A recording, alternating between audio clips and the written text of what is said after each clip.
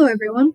I want you to imagine living or vacationing in a place where festivals and celebrations are common, but everyone takes relaxation and time off seriously. It sounds kind of fun and carefree, doesn't it? The Spanish culture has a unique daily structure of life, eating, and traditions. Many of you may find that you want to take a nap or a few hours to relax throughout your busy work or school schedules. This nap can be the perfect break to get you up and going again. One interesting fact about Spain is that this sort of idea is built into their culture, which I will explain more about later on. The Spanish culture has less of a go, go, go sort of society, while also containing many delicious foods and fun festivals. While I haven't traveled to Spain yet, I plan to study abroad there this next fall. I have been studying Spanish for over 5 years now, and I love learning more and more about cultures like that of Spain. There are so many things to learn about the culture of Spain, including food, the concept of time, and traditions. One important part of their culture is definitely the food. It's not only about the types of food, though, but also the different types of meals throughout the day. In Spain, lunch tends to be the biggest meal that is eaten during the day. In an article from USA Today titled Spain Information on the Culture, Food, and Entertainment of Spain describes how lunch is generally formed out of three parts. First, you have the soup or salad portion, then you move on to the large meal, and then finally, you also have dessert. In addition to lunch, another important meal throughout the day is called tapas. In a New York Times article titled Homage to the Food of Spain, Craig Claiborne describes how tapas isn't very much like a huge meal or a full size meal. It's more of an appetizer, an hors d'oeuvre that can be eaten either before, after, or in between meals. In addition to this, an article by Uncover IE titled The 10 Most Delicious Dishes in Spain talks about many of these important or well known dishes. For example, many tapas like tortilla de patatas, patatas bravas, and croquetas. With the idea of food also comes with the difference of the concept of time in the Spanish culture.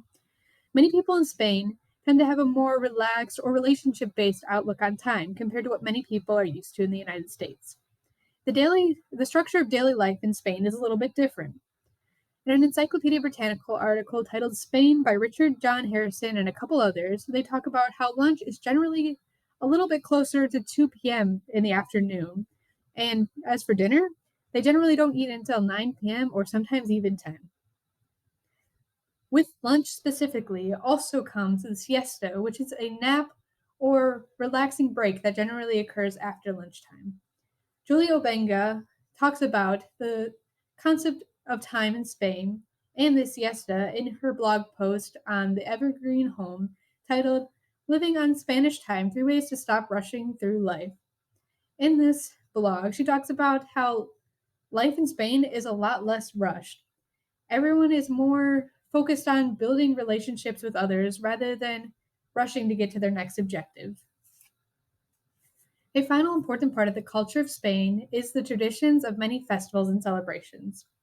While many have a religious background, many others have a different sort of atmosphere. One such festival is called La Tomatina. A group of writers in an Encyclopedia Britannica article titled Spain talk about how today this festival is described in simple terms as a large-scale tomato fight that occurs in Buñol, where many residents and people travel to participate in this large-scale tomato fight. While this festival used to have a different history to it, it is now used as a celebration for that year's tomato harvest. While there are many different stories about the history of this festival, one blog post titled La Tomatina, The History Behind the World's Biggest Food Fight by Julia Hammond talks about how one of these stories talks about how it started about the mid 1940s when a different festival was occurring in Buñol. There were many people, and during this festival, there were many huge costume characters or people. And during the festival, one of these costumes happened to get knocked over, and the head of the costume fell off, which soon created a full out fight.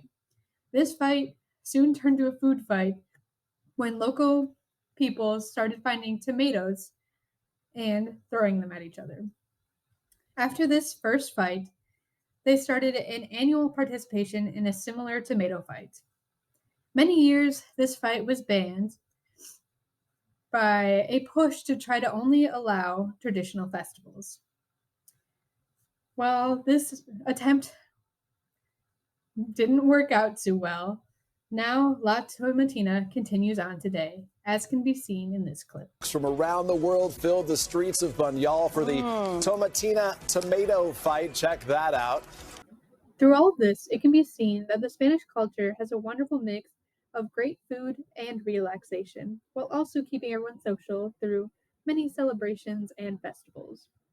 With these few facts about the culture of Spain, I hope that I have sparked a new interest into you about possibly studying or experiencing the Spanish culture. Thank you for listening.